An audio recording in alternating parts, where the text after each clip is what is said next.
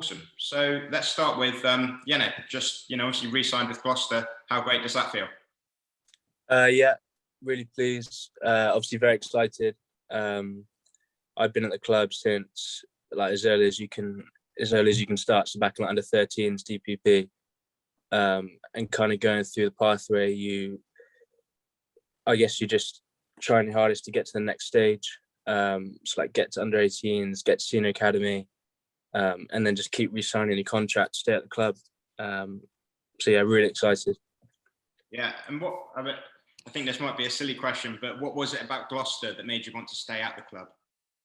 Obviously, I live here, childhood club, hometown, and I just think it's obviously the new plans for the training facility has been revealed. It's just very exciting time for the club. I think that alongside with what Skivs and the coaching staff and also the players, what we've built this year, the foundations we've put in place, I think it's just all really exciting, and I'm looking forward to building on it in the next couple of years. Yeah, what did you think about the training centre pictures? Looks bloody awesome. Yeah, unbelievable.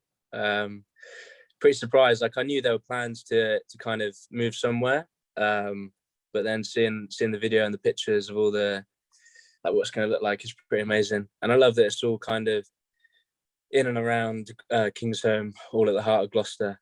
So yeah, really looking forward to it. It looks unbelievable. Yeah, definitely. It looks great. And going back to you re-signing, I mean, imagine you've got, really proud family and friends when you told them the news. Yeah. It was all a bit of everything just seemed to happen quite quickly. I kind of managed to re-sign, and then soon after made my Premiership debut, which is a really big deal for me and my family. Unfortunately, they didn't get to come and watch just because of COVID, but hopefully over the next couple of years I might get 1 or 2 more chances and then come watch then. But yeah, everyone was really proud.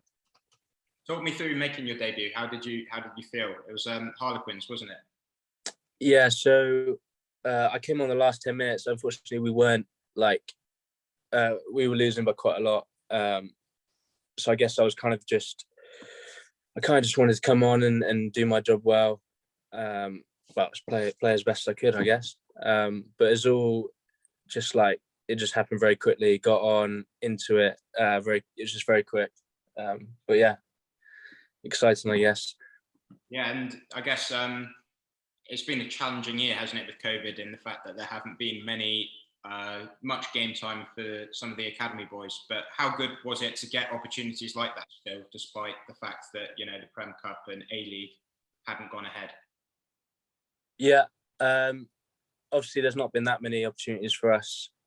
We've just done a lot of training and tried to support the more senior players get ready for the Prem games every week. But I guess it's kind of credit to Skivs and the rest of the coaching staff that they give us those opportunities if we earn them in training, which is kind of good because it's more motivation. Because we know if we're going to be working hard in training, we can earn a shot, or an opportunity. So I guess it's credit to those guys.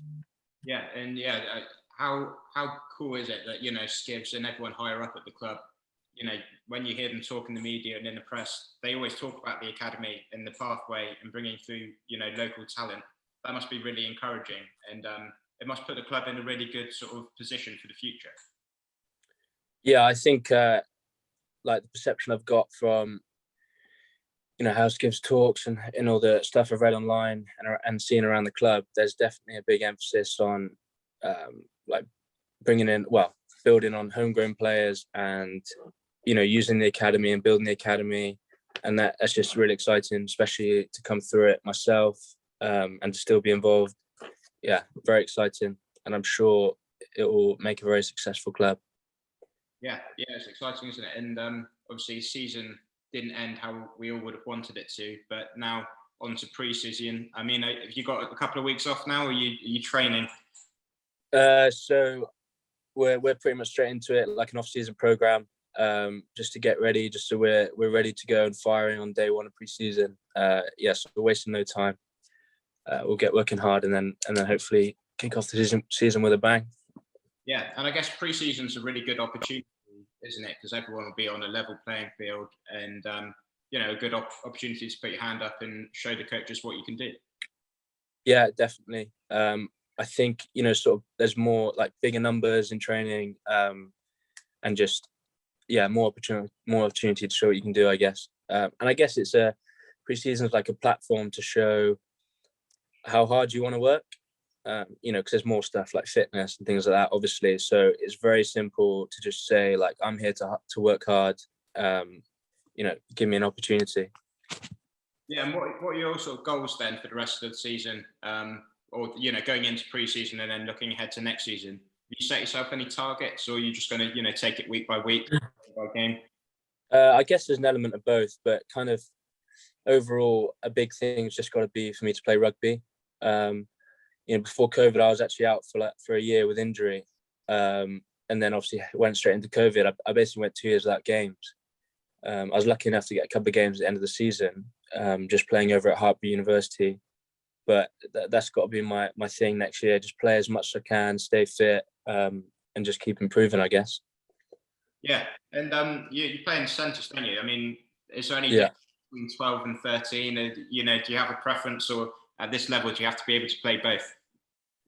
I guess you have to be able to play both. At 13, obviously, defensively, you've got a little different kind of responsibilities and stuff. And it's potentially a little bit more challenging off set piece and decision making defensively. I've been kind of filling in a lot at 10 this year. I think just because, Lloydie and George have been injured quite a lot. Obviously, Bill's had to cover there. But I think I've kind of switched between 10 and 12 mostly. But they're fairly similar. You kind of just have to ball play and control the game. I'm enjoying playing both in all roles, just learning as much as I can.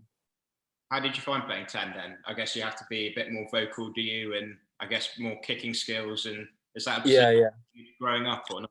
Yeah, it is. I kind of went through the age grades at 10, and then later on, playing with George actually in under 18s, I was probably a little bit bigger, so I just pushed out to 12, and he stayed at 10 and did all the kicking. But yeah, I like playing. Obviously, say George was starting Prem, my role would probably be as a non-23 to kind of learn the opposition's moves for that week. So I try and learn them as best I can, and then basically run them against the first team. Just try and give them the best opportunity to be ready for the weekend. So I guess it's just learning different sort of things. It's as much as I can. It'll be beneficial, I'm sure.